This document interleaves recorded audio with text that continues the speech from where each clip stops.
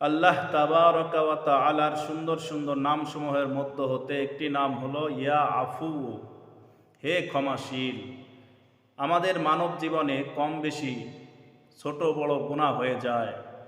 কেউ যদি গুনাহ করতে করতে একেবারে নিরাশ হয়ে যায়, আল্লাহ তাআলার দরবার থেকে নিরাশ হয়ে যায় যে হয়তো আল্লাহ তাআলা আমার গুনাহ মাফ করবে না, এই ব্যক্তি যদি এই পবিত্র গুণবাচক নামটি দৈনিক অসংখ্যবার পাঠ করতে পারে, ইনশাআল্লাহ তার অচিরেই তওবা নসিব হবে এবং আল্লাহ তাআলা তাহাকে তার গুনাহ মাফ করে দেবেন।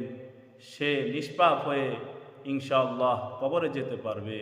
তাই আসুন আমরা আল্লাহ তাআলার এই পবিত্র গুণবাচক নাম ইয়া আফু বেশি বেশি পরিমাণে পাঠ করি। আল্লাহ তাআলা আমাদের সকলকে আমল করার তৌফিক দান করুন। আমিন।